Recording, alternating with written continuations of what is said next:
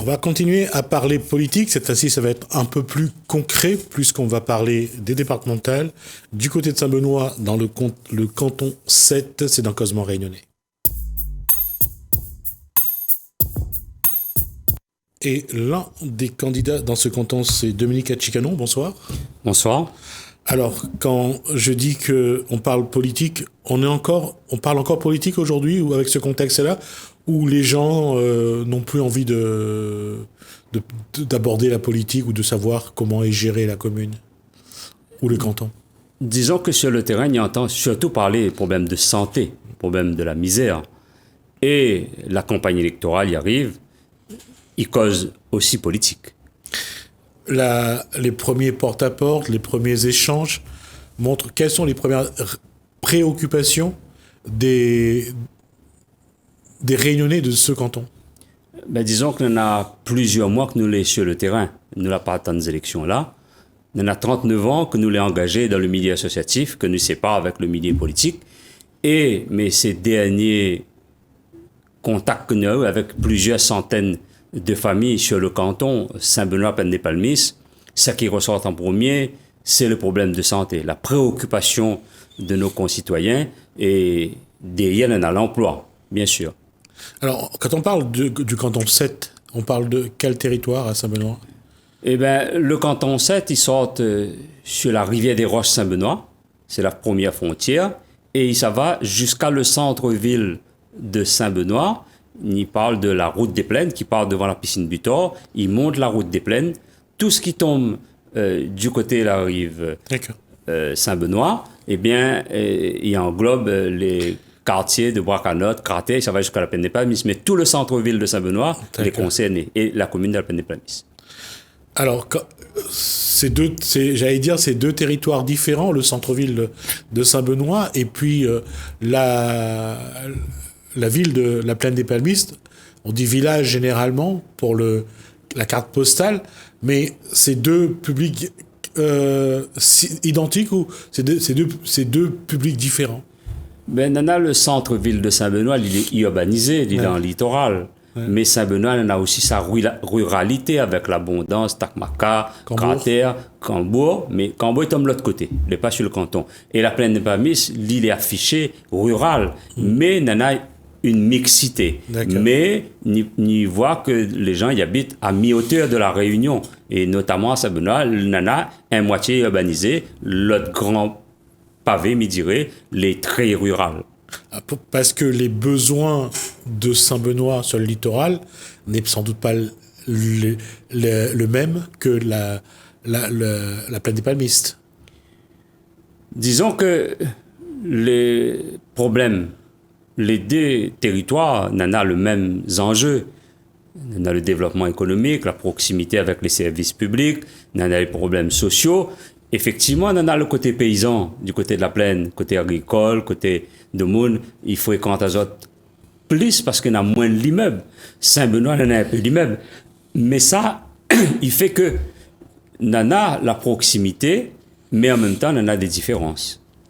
Et quand on est sur le terrain, Saint-Benoît demande quoi? La plaine des Palmistes demande quoi? Toujours la proximité des services publics. Quand on habite à Petit-Saint-Pierre, on est à 6 km du centre-ville.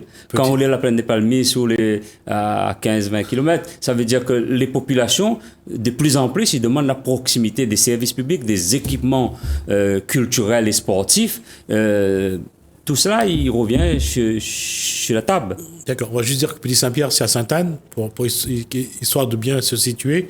Mais aujourd'hui, dans le projet que porte Dominique Atchicanon et sa binôme Marie-Séverine, quelles vont être les priorités?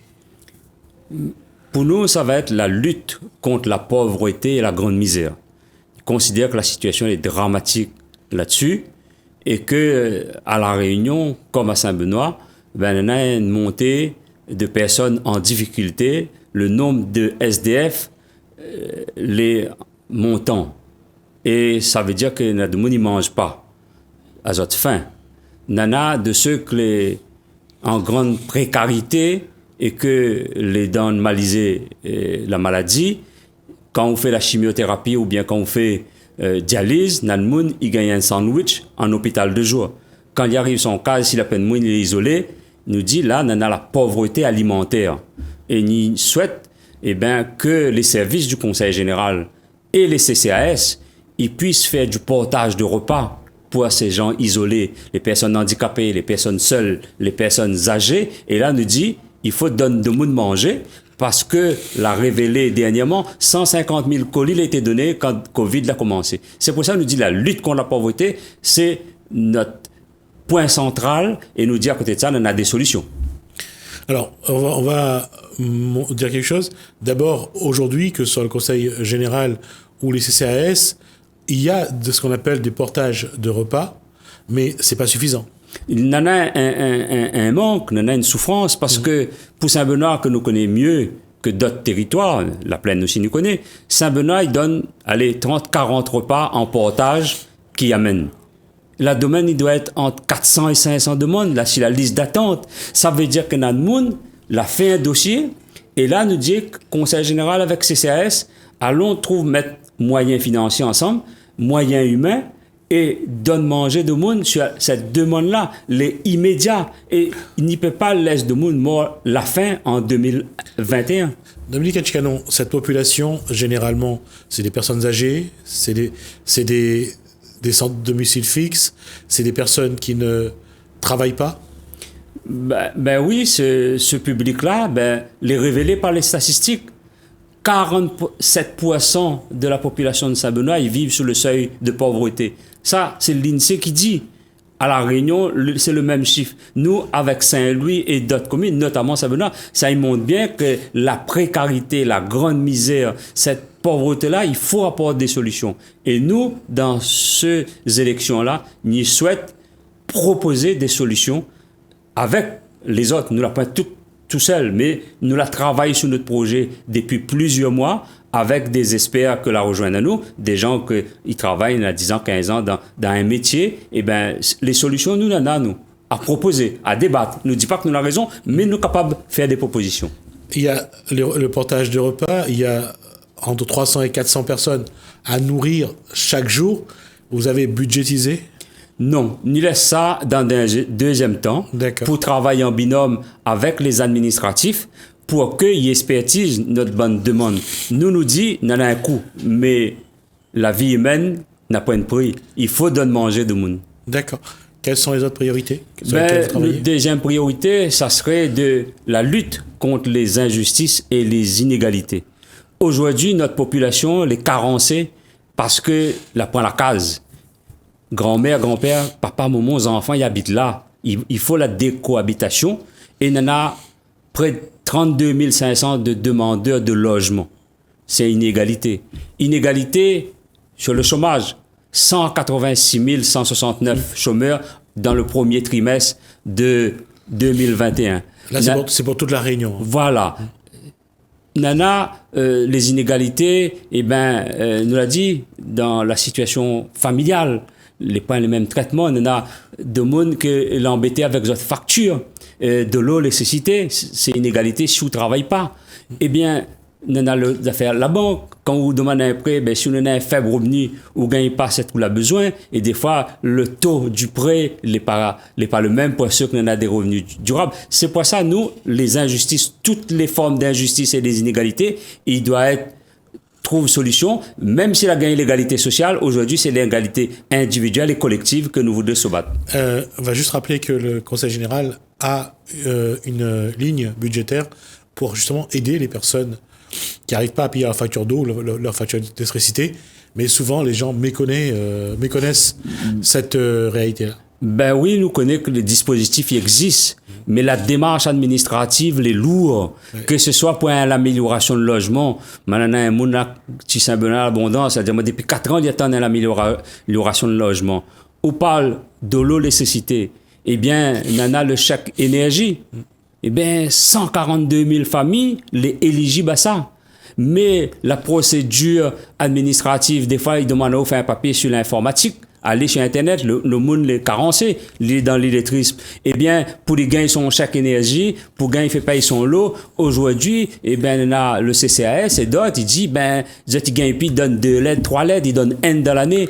Et pour ça, nous dit, ben, cette fragilité de la population, eh bien, Conseil général, allons réfléchir, allons trouver les moyens d'aider le monde pour faire cette démarche. Et nous avons des gens éligibles de ces dispositifs du Conseil général. Nous souhaitons que les agents du Conseil général et la population, que les éligibles, les deux, ils font un morceau chemin. Nous dit, ils demandent rendez-vous au service Conseil général, ils prennent 10 jours, 15 jours, ben là aussi, il y a un surcroît de travail, ils entendent, ils comprennent, mais nous dit, il faut que les agents du Conseil général, ils savent vers ces populations fragiles, que les isoler, des fois, la point de transport, et qu'il faut l'attente les longue, nous dit, les deux, ils doivent faire chemin pour améliorer le sort de nos populations respectives. Et là-dessus, est-ce que ça inclut également le travail social que met en place, que finance plutôt le Conseil général, c'est-à-dire les personnes âgées, les personnes isolées? Ben là, pareil, nana l'APA. L'aide l'aide à la personne, hein, pour aider les personnes qui sont handicapées, les personnes qui sont très âgées avec des pathologies lourdes, des gens qui ont en difficulté. Eh bien, nous l'a fait l'expérience, c'est un parcours de combattant.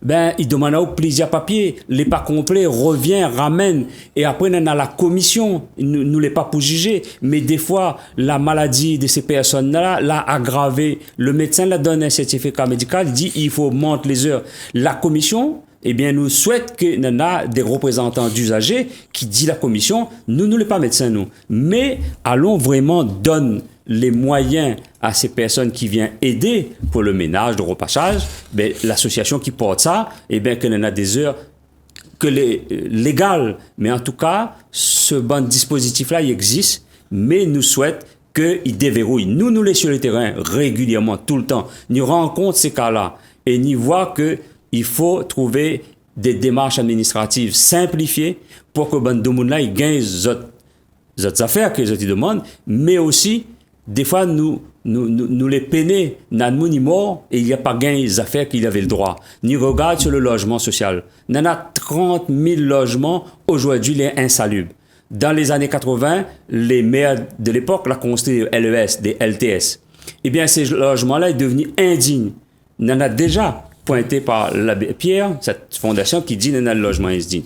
Eh bien, ces LTS, LES, ont besoin d'être réhabilités de manière forte, de manière lourde. Ni peut donner à un monde un logement décent avant sa fin de vie, et là, tous ces publics que les éligibles, et en même temps, fait travailler l'économie qu'il travaille pour le Conseil général sur le SICA Habitat, le Parc Réunion, le Solia, nous dit, deux côtés, il y aura un problème. Un, il faudra construire d'ici là 44 500 nouveaux logements. Il y en a 32 000 les en attente pour le jour d'aujourd'hui et il y en a 30 000 que les insalubres. Nous souhaitons que le Conseil général il puisse diminuer le temps de traitement et nous demande à ce que les équipes qui travaillent là-dessus ils soient renforcées en termes de services publics, de personnel pour aider à débloquer les situations et de ne pas attendre 2 ans, 10 mois. Non, on veut qu'ils réduisent le traitement.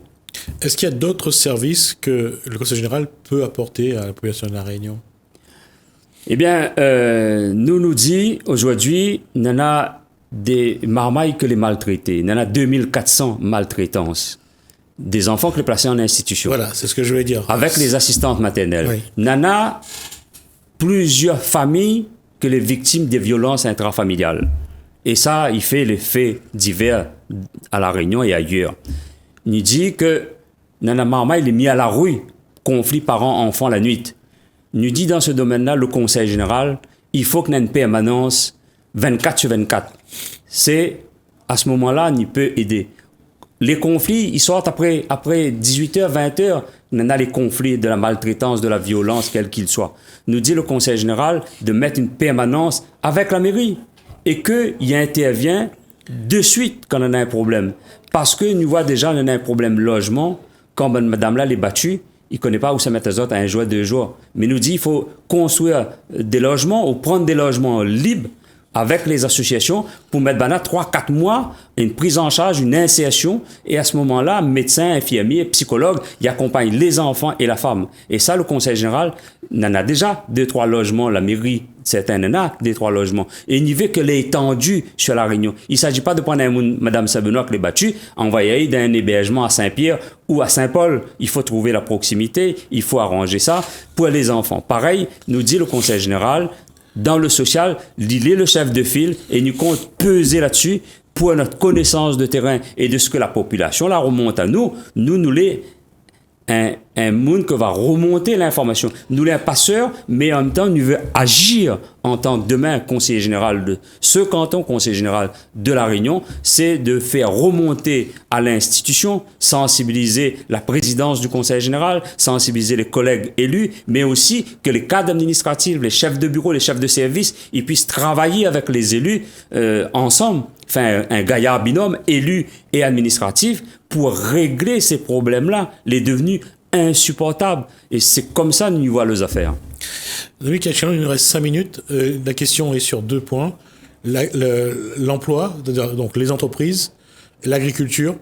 Comment le conseil départemental peut intervenir justement pour aider les agriculteurs et en même temps former les jeunes aux emplois nous disons qu'il y a un problème à La Réunion, c'est l'autosuffisance alimentaire. Et nous avons notre agriculture. Nous souhaitons que le conseil général il continue à aider l'agriculture et qu'il tente pour aller vers une solution bio. À ce moment-là, il pourrait créer plusieurs centaines d'emplois, quand ce n'est pas des milliers.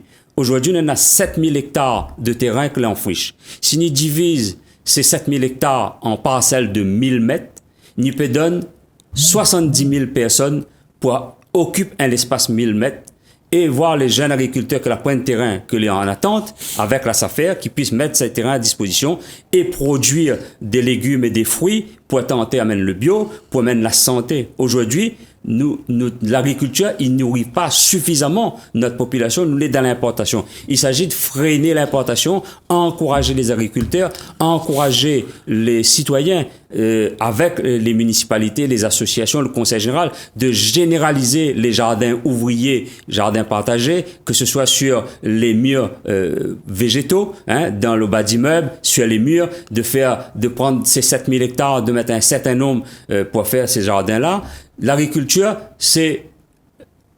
il doit être nourricier de notre population. Et nous souhaitons que les agriculteurs, le conseil général, il y a de la canne, d'accord, mais diversifie notre agriculture. Entre les cannes, il peut mettre des cultures vivrières. Entre les parcelles que les encore en friche, nous dit, on a moyen de relever les défis et que nous serons porteurs de ces propositions-là. Il y a une chose aussi quand même qu'il faut se rendre compte. Est-ce que la population active a envie de retourner dans les champs de canne? Est-ce que les gens aujourd'hui ont envie de refaire ce que leurs parents ou leurs grands-parents ont fait? Aujourd'hui, c'est pas toujours facile de trouver des gens à nous de qui ont envie former, de de donner à autres l'envie. Nana, la chambre d'agriculture, le service formation de la région, c'est 2 compétences différentes avec le département. C'est que aujourd'hui, n'y peut plus rester devant télé, garder en longueur de journée. N'y peut plus être la génération RMI, génération RSA, nous l'a pas vu, notre travail et nous attendons ça. Nous dit, il faut qu'ils mettent la main dans la cambouille. Chacun, il doit apporter l'idée, son transpiration au développement de notre pays. C'est un beau métier, l'agriculture. On a d'autres secteurs d'activité. L'insertion par l'économie. Nous, on a les associations, il fait ça. On a d'autres secteurs d'activité et nous doit encourager, insérer dans le cadre de ceux qui ont 30-40 ans, cette histoire de l'école, et de remettre le pied à l'étrier, de remotiver, de lever grand matin à 7 heures. Et nous, conseil général, nous devons encourager ça. Et il y en a des acteurs qui sont prêts à suivre. Il y en a des élus qui sont conscients de ça. Nous, notre liste citoyenne, notre liste sans étiquette, nous en a des idées, nous en a des projets et nous sommes confrontés à nous avec la population, confrontés à nous avec nos concurrents pour dire, nous en a un vrai programme pour notre canton, pour la région Est, pour la Réunion et nous voulons le rattrapage, le rééquilibrage de l'Est. Nous l'avons beaucoup souffert de cela, la départementalisation depuis 1946, là il y a eu le développement du Nord, le développement de l'Ouest, le développement du Sud et nous la restons. Nous souhaitons un rééquilibrage harmonieux pour les Réunionnais, pour les Réunionnaises et pour notre territoire. Merci Dominique Hatchicanon. On est arrivé à la fin de cet échange. Je rappelle donc que vous êtes candidat sur le canton 7 pour Saint-Benoît, un bout de Saint-Benoît et la plaine des Palmistes, que votre binôme s'appelle Marie-Séverine, c'est ça? C'est bien cela. Donc vous êtes donc candidat donc pour les élections des 20 et 27 juin 2021, donc dans ce qu'on appelle le renouvellement du conseil départemental. Merci pour cet éclaircissement, en tout cas pour ces informations. J'espère que on va développer au fil des semaines, développer un petit peu et présenter les candidats qui veulent bien venir donc sur ce plateau. On a l'occasion donc de continuer à voir un petit peu comment faire évoluer la Réunion. Merci encore. Merci à Télé Créole. Merci à vous de nous avoir suivis. Merci Lalaine, merci François. Je vous dis à bientôt.